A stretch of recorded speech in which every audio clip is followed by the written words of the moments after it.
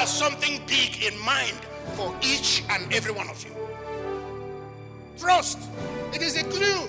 If you destroy trust, relationship is gone. Before betraying trust in such a way, think of the long-lasting effect. God gives us things to use, and one day we are going to give account of it.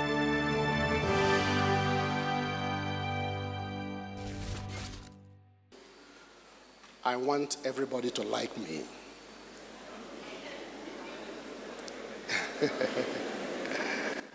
You didn't hear me clearly. I want everybody to like me. Tell your neighbor what I said. And I'm drawing my text from 1 Samuel chapter 25, from verse 5 to 42. By the way, who wouldn't want everybody to like him? And who rejoices when everybody dislikes him? And why do I want everybody to like me? Listen, life becomes easier when more people like you. More doors open, and things happen for you left and right. But do we like people for nothing? Isn't there a kind of attraction or incentive that people find and they begin to like you, begin to admire you? A group of my grandchildren, 3 of them, we are visiting from out of state to another state of my grandchildren and their parents, where we are staying. When these 3 grandchildren of mine that came out of state arrived, the youngest one, a baby, a girl, 3-year-old, she was used to grandpa from the other side, who happened to be a white man. And now being introduced to another grandpa who looks dark. And of course, I was sporting white beard. She found it very difficult to understand, and it looked as if she didn't like me.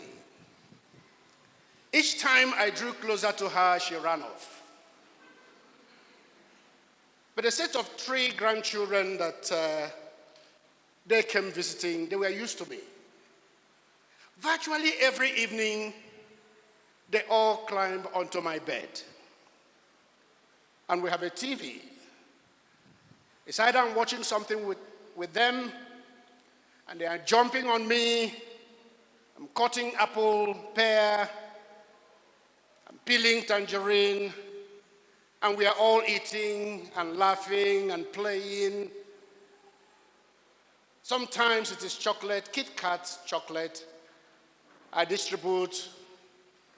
All the old people are somewhere, but the grandchildren like to stay with grandpa, and I enjoy their company. So this one tried to fit in, but my presence was scaring her. And gradually, I started to use a bed. I call her Adora. Adora, Kit Kat. And I give her Kit Kat chocolate, and she takes, I give to other ones. And gradually, sometimes she will come alone and peep and want to run, and I brandish a Kit Kat. Gradually, we struck friendship, and Adora could allow me to carry her on my lap, play with her, and share things in common. Listen to simple truth. Nobody appreciates anyone without a reason. my sister, could be that beauty that that person is admiring. Could be good manners. Could be sound character. Could be maturity. Could be your education. It could even be your family name. Sometimes it is family wealth, and there is nothing wrong with that. So far as the young man will tap into your family wealth and still remain faithful. Not to tap and run away, and then he becomes a gold digger. Concerning favor, I am more likely to favor you if you manage to create a soft spot in my heart for your person. Have you come across somebody whom everybody seems to like? Have you figured out why?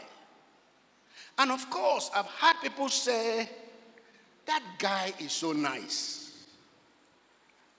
Or she is so good. When people say that, the next thing that follows is they like you.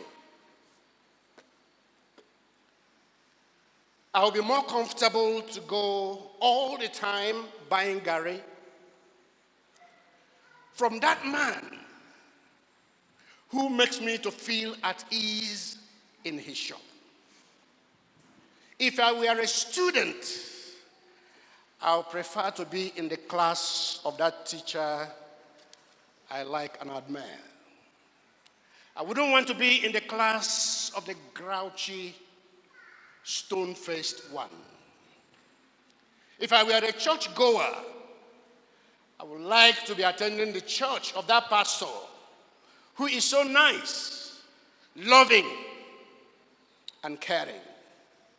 If I were a soldier, I would like to belong to the battalion of that commander who is so nice and I like his person. And if he can learn to call me by my name, I will fight for him until I die. What is it that makes people to like other people? I couldn't find a strong, vivid, biblical example to use of somebody whom everybody liked. I rather found a man whom everybody disliked. So look at it from opposite direction, and then you get the message today. This man was called Nabal. David had escaped from Saul, who wanted him dead at all costs. David and his boys found a place in the wilderness where they hanged out all the time. And then Nabal's shepherds found it safer to take their flocks and to tag along with David and his men. So Nabal's shepherds came under the security watch of David and his men. One of the servants said they formed a wall of protection around us. Nabal was said to be a rich man. He owned 3,000 sheep, 1,000 goats. Yesterday, I had to phone around to see if I could cost it. And I was told that the good one would cost about 13,000 naira. I said, okay, and sheep, if it is a ram, you should be ready with 40,000, 50,000 naira. I said, okay, let me divide it equally. 2,000 sheep and goats at 13,000 naira each will give us 26 million. I said, okay, let's say the rest are rams. 2,000 rams multiplied by, let's say, 40,000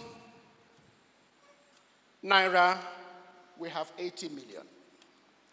So the wealth of this man will range from 100 to 106 million naira. So that's why he was presented to us as a very wealthy man. And this rich man was shearing his sheep. A time of sheep shearing is a time of drinking, it's a time of eating, it is a time of making merriment. And David learned of it. And he sent his boys, go and greet that wealthy man in my name. Tell him, while his boys were out with us in the wilderness, we walked in tandem or cahoots, we walked hand in hand, we assisted them, we protected them, nothing got missing. Tell him, if we had found favor in his sight, it would be good if we can also be part of the enjoyment going on in his house. Let him give his son David something to eat and drink, and also give to my boys. Nabal listened carefully, and he let go of his acidic tongue. And he asked them, by the way, who is David? And who is this son of Jesse? That I should take my bread, my drink, and my meat and give to him. I do not know who he is. These days, there are many servants who just break away from their masters. I'm not giving him anything. Who is Nabal talking about? Is that David, the hero of Israel? Is that the man he is berating and lambasting? Who is Nabal trashing with his tongue? Is that not David who forced the women of Israel to compose a new song and sang it? And it created ripples in the land. The song said, Saul killed his thousands, but David his 10,000s. Who is Nabal dressing down? Is that David, the son of Jesse? The Bible said the day he was running away from Saul, he went to the tabernacle and he met Ahimelech the high priest. All he wanted was a sword. The Bible said Ahimelech saw him and he trembled. He said, why are you alone? There is nobody with you. He shook. In other words, David had risen to a level where he went about with bodyguards. He wasn't a mean man. Now, how could Nabal be talking this way concerning David? Listen to Nabal's servants' testimony concerning David's and David's servants' conduct while they were with them out in the wilderness. 1 Samuel 25 from 14 to 17.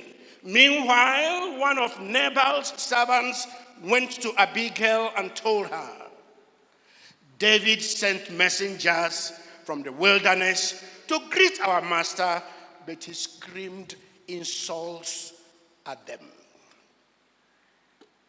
These men have been very good to us, and we never suffered any harm from them. Nothing was stolen from us the whole time they were with us. In fact, day and night, They were like a wall of protection to us and the sheep. In other words, David and his men were great blessings to us. Now listen to how the servant described Nabal. Verse 17. You need to know this and figure out what to do for our master and his whole family. He is so ill-tempered that no one can even talk to him. New Living Translation called him an ill-tempered man. Ill temper often expresses itself through the lips. King James put it raw by using a Hebrew word to describe him. Ben Belial, which King James rendered as son of Belial. That was how Abigail described her husband. Son of Belial. Son of Belial means a worthless man. David, my husband is a worthless man. Son of Belial means a good-for-nothing man, a wicked man, a son of destruction. That's who I married. A detestable man, a mean man, a nasty man, a vile, dirty-mouthed man. That's the person I married. If somebody describes your husband that way, you go crazy. But this is Abigail testifying. I know my husband. He is dirty. His mouth is ugly. Listen to his wife's opinion about him. Verse 25. I know Nabal is a wicked and ill-tempered man. Please don't pay any attention to him.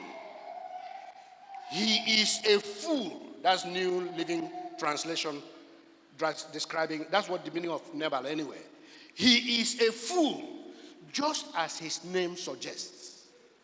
But I never even saw the young man you sent. You need to do something when everybody is saying something negative about you. Servants are saying, or God doesn't even listen. His wife is saying, he is even so foolish, he doesn't listen. He is ill-tempered. He is nasty. He's a son of destruction. You need to do something. Don't just say people are criticizing me.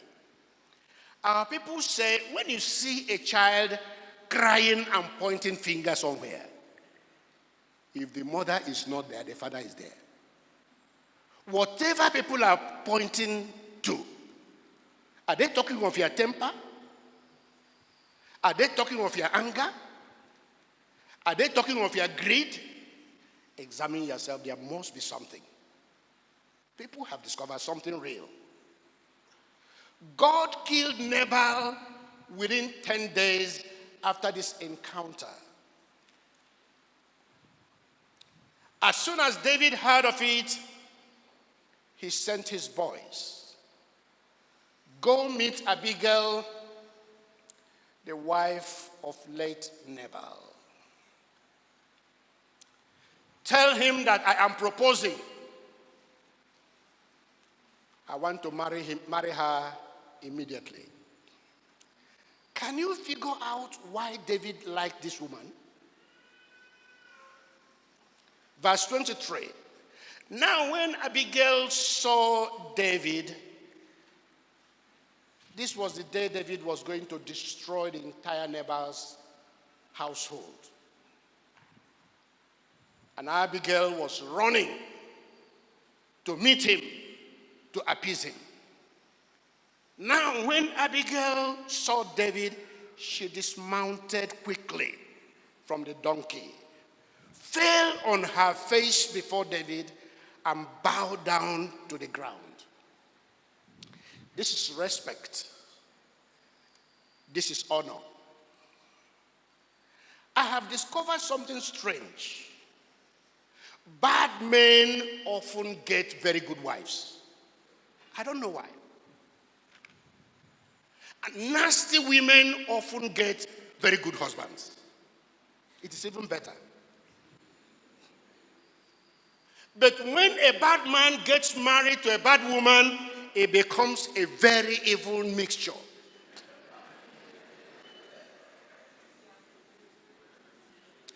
Very bad combination. Abigail came to undo what the husband had done. It was like, sir, I was well groomed by my parents. I know what it means to honor him whom honor is due. So fell down, face down, before this person, the husband said was nothing. Verse 28, she continued speaking. For the Lord will certainly make for my Lord an enduring house. Don't mind what my husband said. God will make for you an enduring house. Because my Lord fights the battles of the Lord, and evil is not found in you throughout your days. You are a faultless man. Verse 29. Yet a man has risen to pursue you and seek your life. But the life of my Lord shall be bound in the bundle of the living with the Lord your God. And the lives of your enemies he shall sling out as from the pocket of a sling.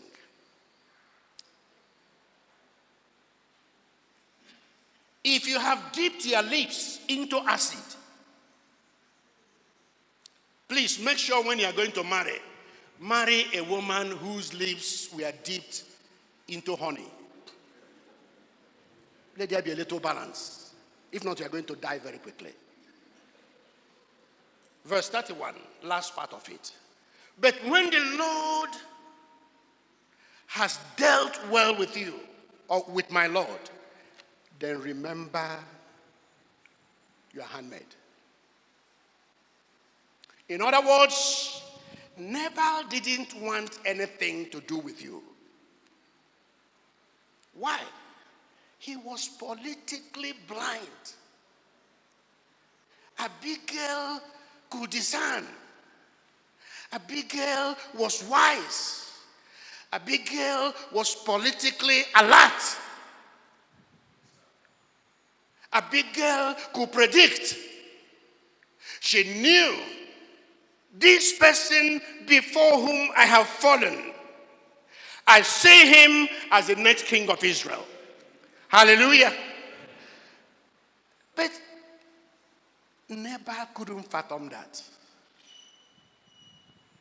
And many people are falling. Many people are making business losses. Many people have joined the wrong parties. Many people are voting the wrong people because they can't see beyond their nose. You can't see. Nabal portrayed David as a rebellious servant. But Abigail said the opposite. You are the one fighting the Lord's battles, and evil is not found in you throughout your days. This is no flattery. And of course, in human relations, in politics, in diplomacy, even if you bring in a little flattery, it won't kill anybody. It's okay. Just make sure what you are saying contains element of truth. If I tell you the truth about your life, and you know that what I'm saying is the real thing, and what I'm telling you is something good about you, it gives you good feeling. I haven't seen anybody commended, encomiums poured on him. We are praising him for good performance, and the person is angry. Except if I am just saying it in a negative way to demean you.